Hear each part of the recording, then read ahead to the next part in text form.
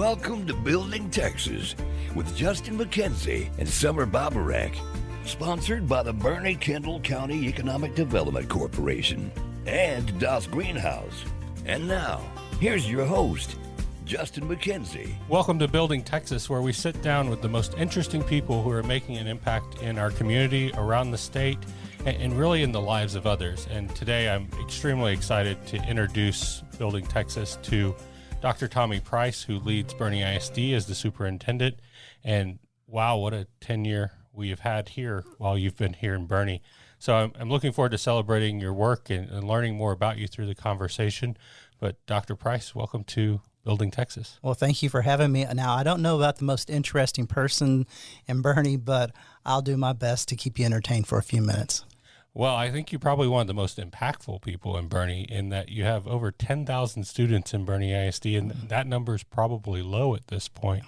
And how have you handled that growth? That wasn't the place Boerne ISD was when you got here. Yeah, so we've grown about 3,000 students since I arrived 7 years ago. We've been able to do it because we really embrace our community. We listen to them, what they want, and what we've heard over and over again is we want to continue that small town feel, which sounds real easy, but when you're growing leaps and bounds and all the new folks coming in, how do you immerse them and keep that small town feel? And it's really just by making that a priority for everybody in our district. We want everyone to feel like they belong. And that means different things for different folks. And some of our students, it could be in the fine arts, some athletics, some in our CT programs, but it's providing opportunities for all of our students to feel like they are part of this and taking a deep breath every once in a while and not getting overwhelmed. I was talking to some elementary school students yesterday, and I was excited. I was talking about the superintendent of Boerne ISD is going to be on the radio, and they asked, well, what's the superintendent? What's the role of the superintendent? And it was an opportunity for me to celebrate really everything that goes into running a school district. I've heard you say it's a very large business. It's a big budget. It's a lot of employees. And I want to recognize a couple of them because I work with a few teachers in the work that we do with IncubatorEdu. And then the theater program, Mr. Gonzalez out at Voss, has brought a whole spirit to being excited and working with kids and forming kids in the arts. Yes. But I suspect there's a lot of people that we would shout out and celebrate. Well, Jenny's great. I mean, she came to us with the idea for the incubator, and I had never heard of it before, and she sold it just like she tells her students to do, sell. And it's just grown leaps and bounds to the point where we're having to decide how can we expand it. And that's what you want. Kids come to school for the subject maybe they love, but they come to school for the connections. And those teachers you're talking about, Jenny and Mr. Gonzalez, they form connections for our students. And that's important when we, again, having so many students living here, moving here, and my experience with moving here with my daughter who was in high school, and we moved right across the street from Champion. And so I thought when we visited, she's going to pick Champion High School. We go over there and she loved it. It's a beautiful campus. And so I thought, this is it. And she goes, no, I've done some research and I really want to go visit a teacher named Avi over at Boerne High School. And she went over there, best move for her. And now Avi's moved over to Champion and he's gone to state 3 times in a row. And what's funny is I never had any idea about what fine arts or theater was really like because she's my actress, but I've had tons of experience with athletics, and I know the practice that our kids put in, and the relationships they build in theater is just remarkable. And Mr. Gonzalez is building that pipeline. Well, I love to hear you talk about that because, especially in Texas, I think there's this stereotype of overfunding or over-attending to athletics, particularly football. And I'm a Boerne High School grad. I played football at Boerne High School, and I love the experience of athletics, but there's so much in the arts. There's so much in other academies, and we're going to get into a few of the things that have been very intentionally done by the school district, but it's really accounting for all 10 to 11,000 students and being able to meet the needs in a fast-growing community. We recently went through the bond election, and that allows you to really expand and keep ahead of growth, but you've been playing catch-up in the last 7 years. Yeah, I agree with you about the fine arts. Everything we do, we constantly have the student advisory group, and I met with them this morning. And part of what we do every year is ask them, what can we do better? Because they're our customers. I mean, everyone in the community is, but the ones who actually use us are our students. And these high school students have great insight, and they've given us tips about where do we need to expand, whether that's in some of our CT programs or whether that's in our fine arts programs, because it used to be, just speaking of theater, just theater. Now we've got music theater, and it's really grown. And each time we do that, it touches another student and gets them involved. I mentioned before, when I was in school, I liked Shakespeare. Weird kid, but I didn't come to school for Shakespeare. I came to school because I made connections with students, and I made connections with a teacher who cared about me. And our students care about each other, and our teachers really go the extra mile. And that's what really keeps us going. In that effort, I think the other thing that Boerne ISD has done that is really impactful is the programming and the credit hours towards post-graduation. Yeah. It's my understanding you can graduate Boerne High School with 60 college credits behind you. Yeah. Is that the case? That's wonderful. I mean, we've expanded. College is expensive, and we want to defer some of that expense because what we've done is we've opened up pathways in our PTECH, which is mainly going to be cybersecurity, but some branches of that. You can go and you can do your 2 years, and it will transfer any place in the state of Texas. That's a state school. And that's really good for us because with the cost right now rising, and the first 2 years usually of any program is that all that junk we have to take. And so we can get some of that and do the credit back and forth. And we're going to open that same type of situation with our medical fields. And that will be open, next year. And great opportunities. So let's go back to that. It's PTECH. Let's describe, what is PTECH? It's a name the state gave, and I'd love to get away from it because I think it scares people and people don't know what it is. It truly, what we're offering is early college, an opportunity. Now, the difference from what we do when a lot of other early colleges do is most of the time at 14 in other school districts, they're asking those 14-year-olds to decide, do you want to go the traditional path or college? If you choose that college, you don't get to do anything else but college. What we're trying to do and what we are accomplishing so far is we still want you to be a kid. I mean, that's the joy of whether you want to be a cheerleader, play the flute, whatever you want to do, but you can still do those college hours. And it's not just the kids in that pathway of the PTECH pathway, whether it's the medical or the cybersecurity. We're offering through Angelo State that pretty much the same opportunity, kind of a generalist. And you can still get your first 60 plus hours, and that's traditional history, English, and transfer that. But if you want a specialization, and college is really changing because we come from a very well-educated community that most of our folks went through and got the masters or whatever they did. That world's changing where a certificate in cybersecurity, 2-year degree in the medical fields will get you a pretty good living in this community. And part of what we did was work with the chamber and workforce about what do we need in our community, because I for one, am tired of seeing our best and brightest moving to San Antonio, Dallas to make a living. I need them here. Selfishly, I'd love for my grandkids to grow up here with my children. This is Justin McKenzie, and you're listening to Building Texas on Boerne Radio 103.9 FM. We're here this morning with Dr. Tommy Price, who leads Boerne ISD as the superintendent and in your final year as superintendent. Yeah.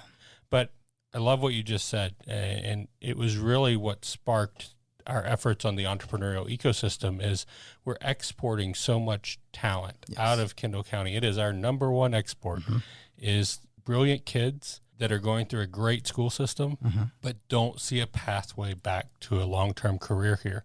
And I hear that from grandparents often. I wish my grandkids could be here. But we're talking about a bigger issue. You have to create an ecosystem, a community where young parents can live and thrive here. Yes. And I love to hear that you could come out of high school with a professional skill set that's going to give you a living wage career, and we're going to attract those jobs out here. GreenHaus has given us an opportunity to place businesses here. We have a high school student doing her work program at GreenHaus with us this year. That's exciting momentum when the community's engaging with the school district to really find our best and brightest and give every student an opportunity to say, you can do it here. Now, with our entrepreneur program that we have, the incubator, it really feeds into DOS GreenHaus.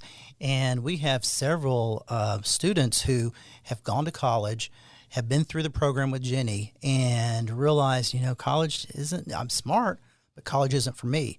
And I have this urging to do something.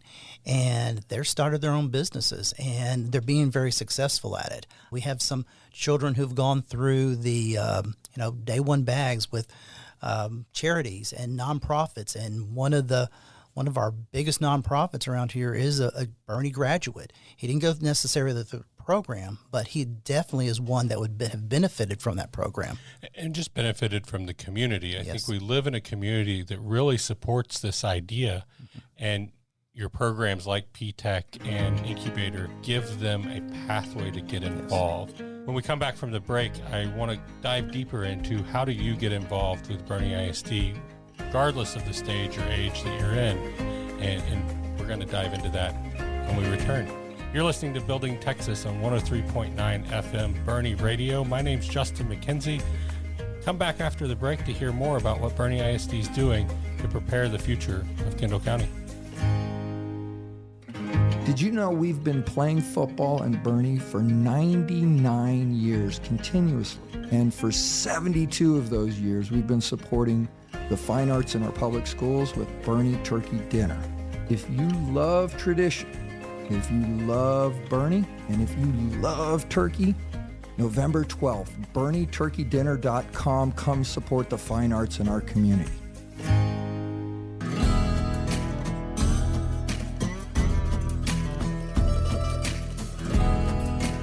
Welcome back to Building Texas. You're listening to Boerne Radio 103.9 FM, and we're here today with Boerne ISD Superintendent Dr. Tommy Price.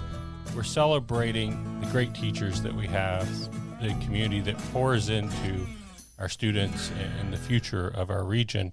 But really, when we talk about the future of the region, we're looking 20 years out. What's the job need? Where is a high school graduate today going to be at 40? Yes. And how do we give them an opportunity to be here, doing that here, raising children with this quality of life that we're enjoying today? We talked about PTECH. We've talked about the Healthcare Academy.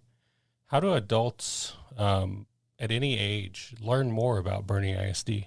Well, we have a wonderful website. We're updating it all the time to make sure it's as accurate as possible. But one of the things that we want to tap into more is we have some very well-educated folks here. When we were going through the bond, we realized that a good 35% of our folks do not have students in our schools, but they're well-educated, they're here, and they want to be part of it. So we're going to start, well, we have been reaching out, but we're going to start a campaign to reach out to those folks. And some of those may want to come and teach in our PTECH. We don't need necessarily the full-time teacher, but some of those specialties could teach in PTECH, teach some college hours, but also volunteer. We need mentors. There's this belief that everyone in Boerne and the Boerne area is wealthy. I can tell you that's not necessarily true. We have a lot of families who are just struggling to make ends meet. Then we have some people in poverty, and we need help. They need help. They need mentors. They need trainers, people who will work with them, whether they're our little ones or our big ones. They need care. They need a relationship. And so we have a mentor program. And if you go to our website, look up our mentor program or our volunteer program, there's plenty of ways to get involved with our students. And part of that is your Community Leadership Academy. And Yes. what does that really take? What is the commitment to be a part of that? Well, we try to do it light. This is the first year. We're kicking it off. And last I looked, we had nearly 80 applicants.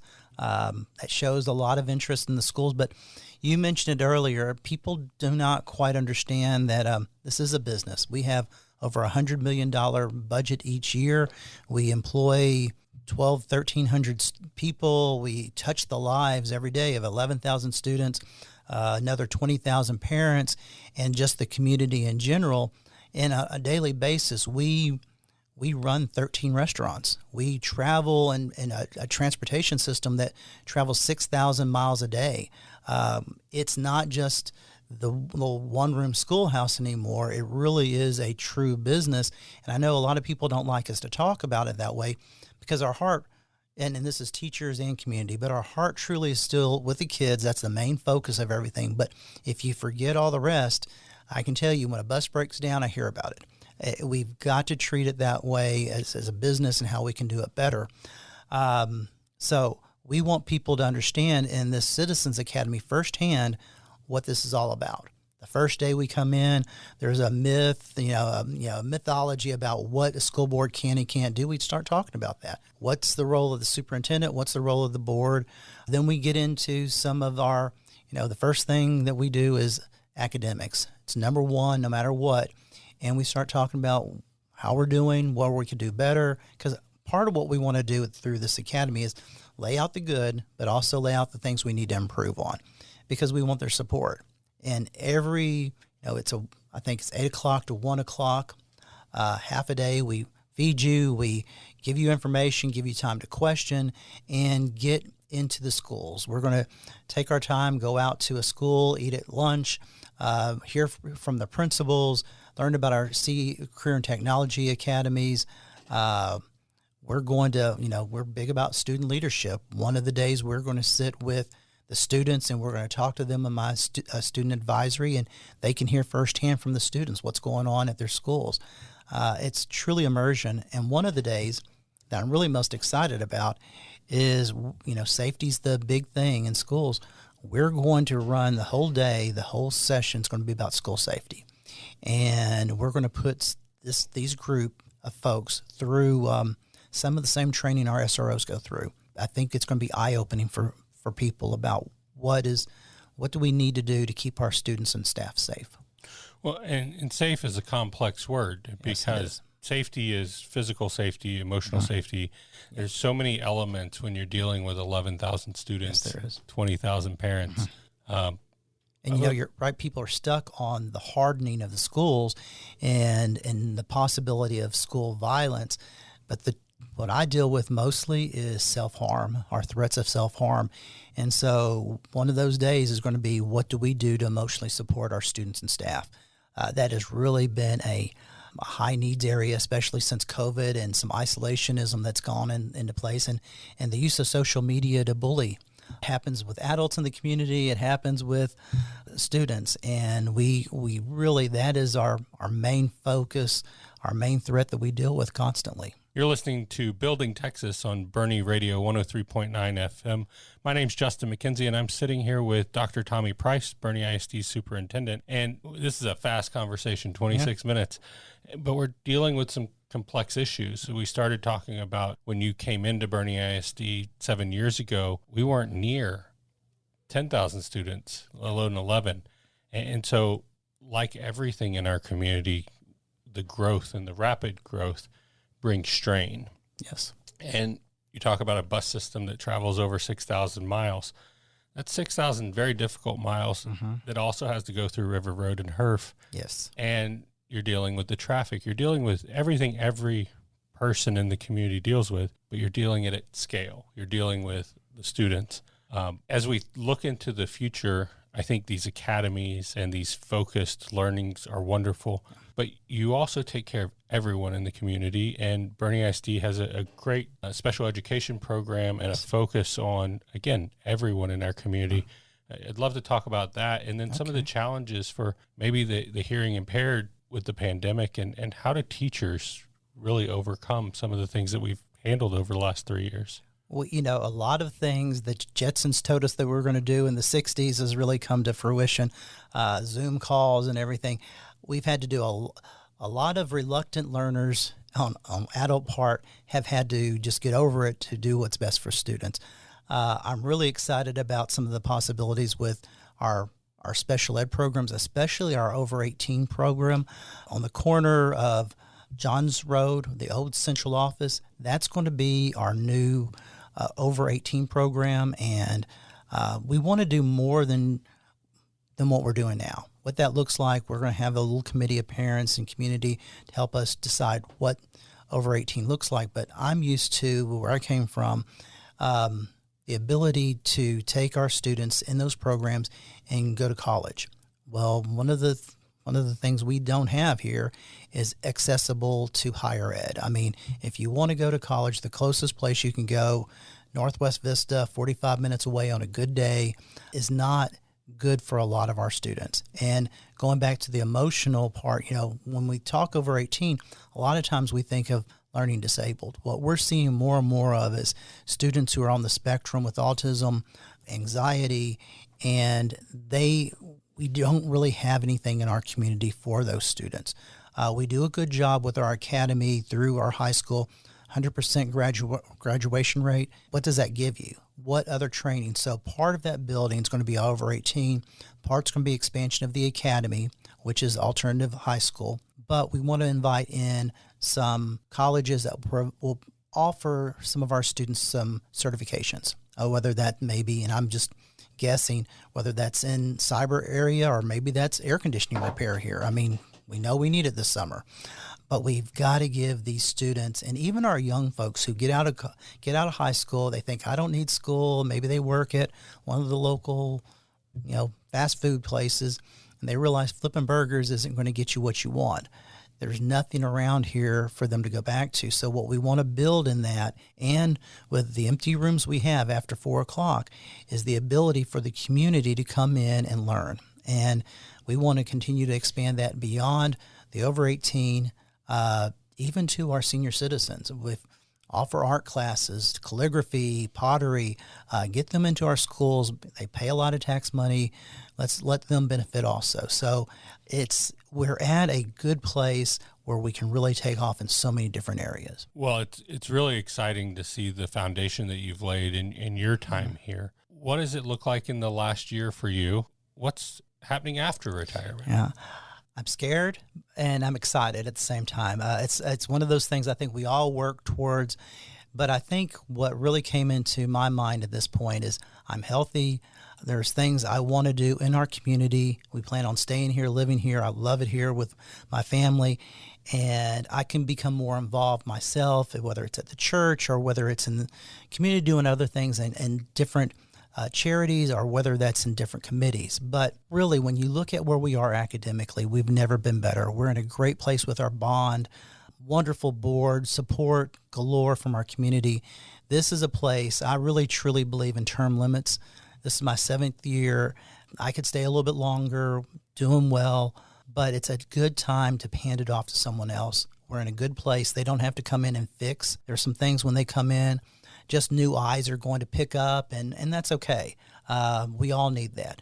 But it's a good time for the district. It's a good time for me and my family. And one of the things I've very few regrets in my career, but sometimes I spend more time with other people's families and children and watching great events than I did with my own family. So this is time for me to focus on my students at home, and making sure that they know how much I care about them, and then give some of that love to the community. Well, I know the community celebrates everything that Boerne ISD represents and has done, and it's fun to see it in every aspect. If you're at a parade, you're going to see the teams and the band and everyone walking through, and realizing how many lives are truly impacted in a school system like ours. As we wind down our time here today with you, with Dr. Tommy Price, I'm curious, where do you see education 10 years from now? Recognizing you get to take a step back and celebrate retirement, but we're moving quickly. I think PTECH, the Healthcare Academy, IncubatorEdu, the theater programs and fine arts, they're all preparing kids for different walks. Yeah. We weren't thinking about cybersecurity 10 years ago. Now, what's even scarier, if you think about, a lot of times I talk to our teachers and I say, think of 13 years ago, what life was like. And that's what our kindergartners right now, 13 years from now, they're going to be going into a world that's going to be completely different.